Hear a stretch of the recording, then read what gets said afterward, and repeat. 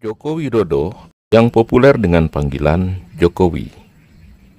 Panggilan yang singkat ini membuat pria kelahiran 21 Juni 1961 ini mudah diingat tidak saja oleh masyarakat Indonesia, melainkan juga masyarakat dunia.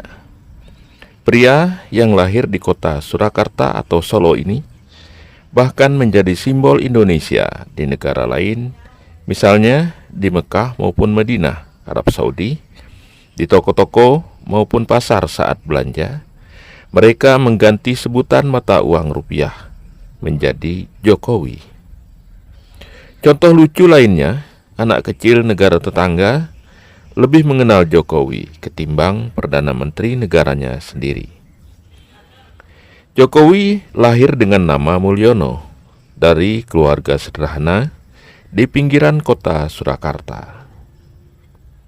Dikarenakan saat bayi sering sakit-sakitan, maka orang tuanya mengganti nama yang semula Mulyono menjadi Joko Widodo. Ayahnya bernama Wijatno Notomiharjo, berprofesi sebagai tukang kayu. Sedangkan ibunya bernama Sujiatmi dari keluarga penggergajian kayu pula. Dengan penghasilan orang tuanya yang pas-pasan, Jokowi kecil masuk ke SDN 112 Tirtoyoso, sebuah sekolah yang muridnya dari kalangan ekonomi menengah ke bawah. Guna memenuhi kebutuhan sekolah dan uang jajan, Jokowi kecil pernah melakukan ojek payung, dagang kue, bahkan kuli panggul. Rumah tempat kediaman mereka pernah mengalami 3 kali penggusuran karena kebijakan penataan kota Surakarta. Selesai bersekolah di SD, SMP, dan SMA, kemudian Jokowi remaja melanjutkan pendidikannya, masuk ke perguruan tinggi. Dengan kemampuan akademisi yang dimilikinya, dia diterima sebagai mahasiswa di Fakultas Kehutanan Universitas Gadjah Mada. Kemudian, dengan tesis pola konsumsi kayu lapis pada pemakaian akhir, dia berhasil lulus dengan mendapatkan titel insinyur tahun 1985.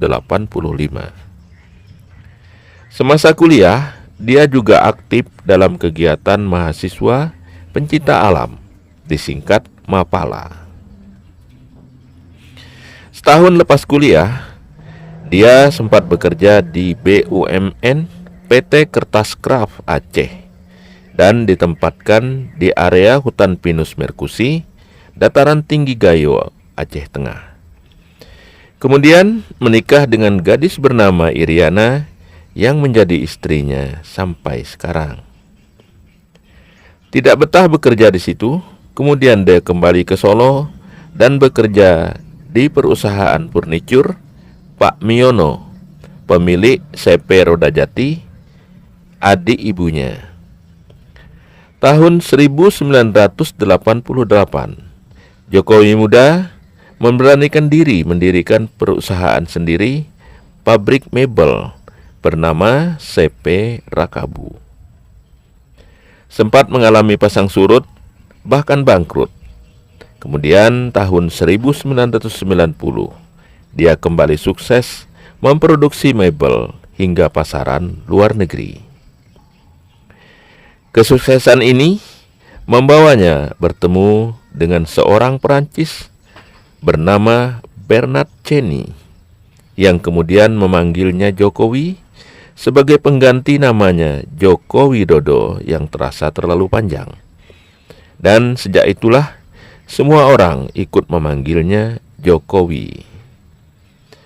Pemilik nama singkat Jokowi ini ikut berkeliling Eropa dan mendapatkan wawasan baru, seperti penataan serta pengelolaan kota yang sangat bagus. Usahanya semakin maju, menjadikannya salah satu pengusaha kaya di Surakarta. Bersamaan dengan itu, pengalaman berkeliling Eropa menimbulkan obsesi dalam dirinya untuk mewujudkan kota yang menjadi sahabat bagi penghuninya. Obsesi itu kemudian menginspirasi seorang Jokowi untuk terjun ke dunia politik. Sebelum benar-benar terjun ke dunia politik, dia memiliki teman sesama pengusaha yang bernama Seno Kusumo Arjo atau Seno Gede. Sering bertemu, berbincang tentang bisnis. Adapun Seno Gede, selain pebisnis, dia juga seorang politisi senior PDIP Boyolali dan adalah kakak dari Bupati Boyolali 2 periode. Seno Gede mengenal sosok Jokowi tahun 2004 sebagai orang yang nggak neko-neko. Kala itu, tahun politik, saat itu DPC PDI Perjuangan Solo sedang mencari sosok untuk mendampingi FX Rudiatmo maju dalam Pilwakot yang kala itu dirasa belum cukup matang untuk menjadi wali kota. Untuk itu, Seno mulai melakukan pendekatan kepada Jokowi. Sekitar 4 bulan masa pendekatan itu akhirnya membuahkan hasil, yaitu kesediaan Jokowi maju sebagai bakal calon wali kota Solo didampingi FX Rudiatmo dari PDI Perjuangan. Seperti yang diketahui umum, pasangan Jokowi dan FX Rudiatmo unggul dalam pemilu tahun 2004, yang selanjutnya menjadi orang nomor 1 di kota Surakarta. Dengan kewenangan yang ada di tangannya, Jokowi yang jujur, bekerja keras, mendekati rakyatnya dengan cara belusukan ke setiap wilayah Surakarta. Dalam masa pemerintahan pertamanya, dia ingin mewujudkan obsesinya membangun kota yang bersahabat dengan penduduknya dan berhasil. Solo menjadi tuan rumah beberapa event internasional. Konsep relokasi PKL dengan moto memanusiakan manusia dan sederet prestasi keren lain buah kerjanya. Berkat pencapaian periode pertama ini, maka dalam Pilkada 2010 terpilih kembali menjadi wali kota Surakarta periode keduanya, masih bersama FX Rudiatmo dengan perolehan suara signifikan lebih dari 90%. Dalam periode kedua ini, popularitas Jokowi semakin cemerlang dan pernah menentang rencana Gubernur Jawa Tengah Bibit Waluyo berencana membangun mal besar di Surakarta. Penolakan Jokowi atas pembangunan mal besar tersebut adalah untuk melindungi pasar tradisional Surakarta, dan rakyat pun sangat mendukungnya.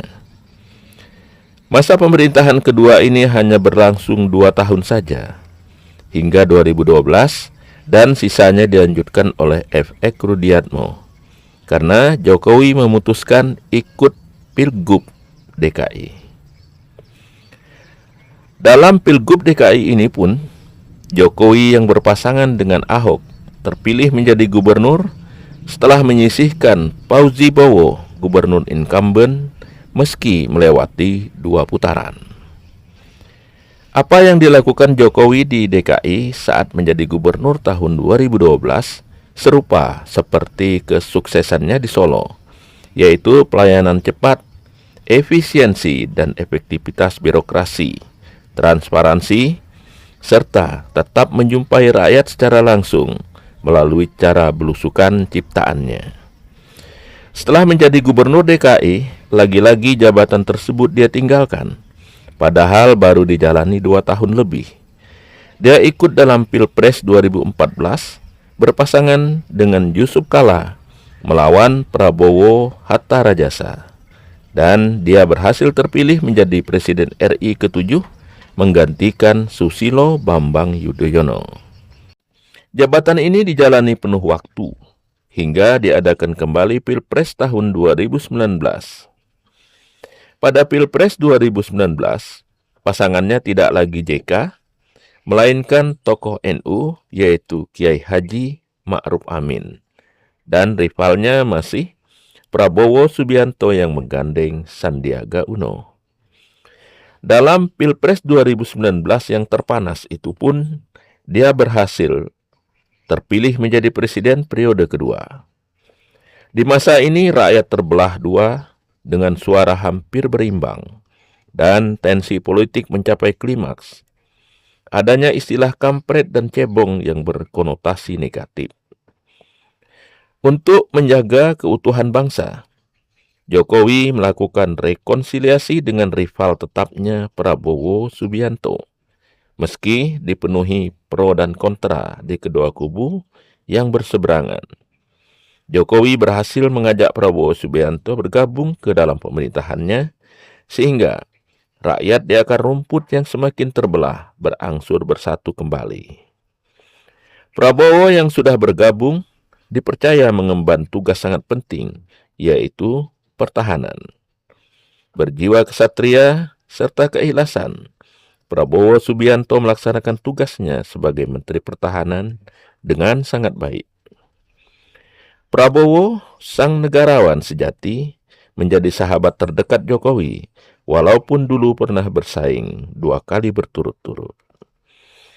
Dalam masa pemerintahannya selama 10 tahun, dia membantu rakyat ekonomi lemah dengan program Kartu Indonesia Sehat, Kartu Prakerja, Kartu Indonesia Pintar, BLT, dan lain-lainnya.